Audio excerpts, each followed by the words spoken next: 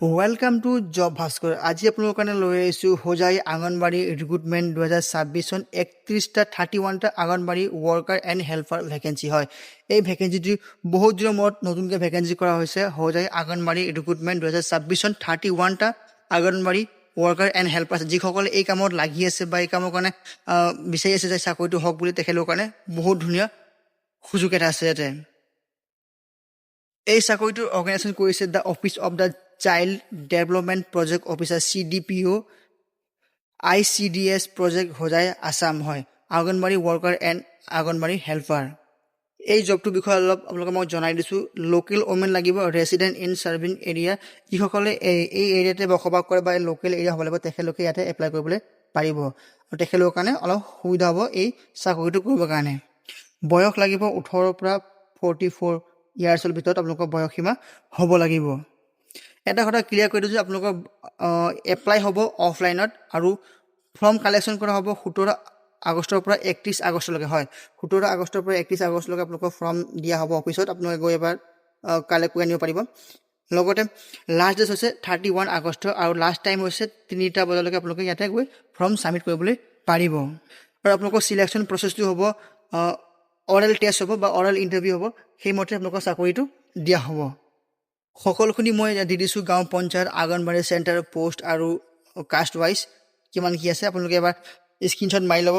মই এনেকৈ পঢ়ি থাকিবলৈ গ'লে ভিডিঅ'টো বহুত দীঘল হ'ব, কিয় মানে মই ভিডিঅ'টো দীঘল কৰিব নিবিচাৰোঁ। আপোনালোকে এবাৰ নিজেই চাই ল'ব বা অফিচিয়েল ৱেবছাইটটো মই দি দিম, তাত গৈ আপোনালোকে সকলোখিনি এবাৰ নিজৰ ডিষ্ট্ৰিক্ট, নিজৰ চাৰ্কেল এবাৰ আপোনালোকে চাই ল'ব। এতিয়া আংগনবাড়ী ৱৰ্কাৰৰ এডুকেশ্যন কিমান লাগিব। এডুকেশ্যন লাগিব, সিহঁতে SSLC পাছ কৰা হ'ব লাগিব। লগতে আপোনালোকে ইয়াতে এটা কথা ক্লিয়াৰ কৰি দিছে, SSLC পাছ কৰা চাৰ্টিফিকেট আপোনাক লাগিব। আৰু হেল্পাৰৰ কাৰণে HCL লগতে ANAHM আপোনালোকে বৰ্ডৰ পৰা পাছ কৰা হ'ব লাগিব। বয়সসীমা একেবাৰে কৰি দিছোঁ, 18 পৰা 44 ইয়াৰ্ছৰ ভিতৰত আপোনালোকৰ বয়সসীমা হ'ব লাগিব। লগতে আপোনাৰ লোকেল ৰেচিডেণ্ট হ'ব লাগিব, তাতে ওচৰতে বা সেইখন গাঁৱতে সেইখন ডিষ্ট্ৰিক্টতে বাস কৰা আপোনালোকে হ'ব লাগিব। এতিয়া ডকুমেণ্টছ লাগিব আপোনালোকৰ education qualification, marksheet, caste certificate, disability certificate. যদি আপুনি PWD হয় তেতিয়াহ'লে ডিছেবিলিটি চাৰ্টিফিকেট লাগিব আৰু মেডিকেল ফিটনেছ চাৰ্টিফিকেট আপোনালোকক দিব লাগিব। লগতে দুটা পাছপৰ্ট চাইজ ফটো আৰু ছাপৰ্টিং ডকুমেণ্টছ আপোনালোকে জমা দিব লাগিব। এতিয়া আপোনালোকে এপ্লাই কৰিব কেনেকৈ, ফৰ্ম ক'ত পাব বা কেনেকৈ এপ্লাই কৰিব লাগিব। এতিয়া আপোনালোকৰ আংগনবাড়ী যিটো অফিচ আছে, চাইল্ড ডেভেলপমেণ্ট অফিচাৰ, তাত গৈ আপোনালোকে ফৰ্ম ল'ব লাগিব, ষ্টেণ্ডাৰ্ড ফৰ্ম। সেই ফৰ্ম লোৱাৰ পিছত আপোনালোকে তাতেই ছাপৰ্টিং ডকুমেণ্টছ, সকলোখিনি ডকুমেণ্ট জেৰক্স কপি লগাই তাতে ছাবমিট কৰিব লাগিব।